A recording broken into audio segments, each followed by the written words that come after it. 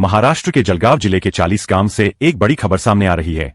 14 अप्रैल 2026 को डॉक्टर बाबा साहेब आम्बेडकर जयंती के अवसर पर आयोजित कार्यक्रम पथराव और हंगामे की भेंट चढ़ गया। 40 गांव तहसील के टाकली गांव में भीम जयंती की शोभा यात्रा के दौरान कुछ अज्ञात व्यक्तियों द्वारा माहौल खराब करने की कोशिश की गई। बताया जा रहा है कि कार्यक्रम के दौरान सोची समझी साजिश के तहत गांव की बिजली बंद कर दी गई और उसके बाद पथराव किया गया, जिससे इलाके में तनावपूर्ण स्थिति पैदा हो गई। इस घटना को लेकर वंचित बहुजन आघाड़ी के 40 गांव तालुका अध्यक्ष संदीप कांबे ने मेहुनबारे पुलिस स्टेशन में लिखित शिकायत दर्ज कराई है। शिकायत में आरोप लगाया गया है कि जब वे इस मामले की रिपोर्ट दर्ज कराने थाने पहुंचे तो बीजेपी विधायक मंगेश चौहान ने उनके साथ अपमानजनक भाषा का इस्तेमाल किया और धमकी दी। संदीप कांबे ने अपनी शिकायत में बताया है कि विधायक के इस व्यवहार से उनके जीवन को खतरा पैदा हो गया है और सार्वजनिक शांति भंग हुई है। इस मामले में विधायक मंगेश रमेश चौहान के खिलाफ भारतीय दंड संहिता की धारा 503, 506, 504 और अनुसूचित जाति जमाती अत्याचार प्रतिबंधक कानून यानी एट्रोसिटी एक्ट के तहत मामला दर्ज करने की मांग की गई है। इस घटना के विरोध में वंचित बहुजन आघाड़ी की जलगांव पश्चिम जिला अध्यक्ष शमीभा पाटिल जी ने 40 गांव पहुंचकर अपना विरोध दर्ज कराया है और पुलिस से दोषियों पर सख्त कार्रवाई की मांग की है। पुलिस प्रशासन मामले की जांच कर रहा है। अंबेडकर एरा न्यूज का स्टैंड इस मामले में पूरी तरह स्पष्ट है। डॉक्टर बाबा साहेब आम्बेडकर की जयंती जैसे पावन अवसर पर ऐसी हिंसक घटना होना और उसके बाद न्याय की गुहार लगाने वालों को धमकाना लोकतंत्र के लिए एक गहरा आघात है। अंबेडकर एरा न्यूज आज अपने समाज के लोगों से एक कड़वा सवाल पूछना चाहता है। आखिर कब तक हम इतने उदार बने रहेंगे?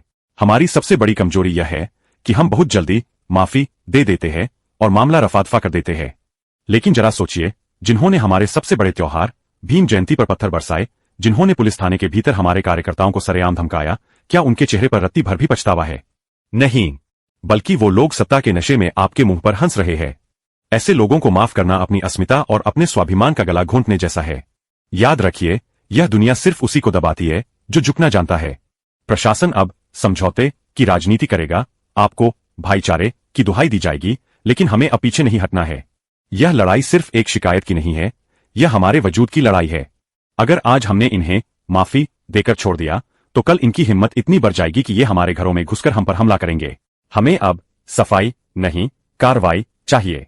लेकिन एक बात कान खोलकर सुन लीजिए, अगर आप अब भी इसी तरह माफी बांटते रहेंगे, अगर आपको झुककर समझौता करने की ही आदत पड़ गई है, तो फिर अंबेडकर एरा न्यूज के लिए ऐसी खबरें दिखाने का कोई मतलब नहीं रह जाता। अगर समाज खुद अपना स्वाभिमान गिरवी रखने को तैयार है तो कोई भी न्यूज चैनल आपकी लड़ाई नहीं लड़ सकता। अगर आप खुद न्याय की जगह भीख जैसी माफी चुनेंगे तो न्यूज दिखाना और सच बोलना फिजूल है।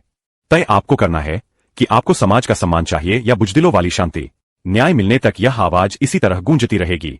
जय भीम, जय संविधान। जे काही व्हिडिओ होईना ज्याबद्दल त्यासना भावना दुखावना असतील त्याबद्दल मी बाबासाहेब यांनी माफी मागस। विषय आद्य संपादक यांनापुढे आमनाबद्दल काही बोलान नाही।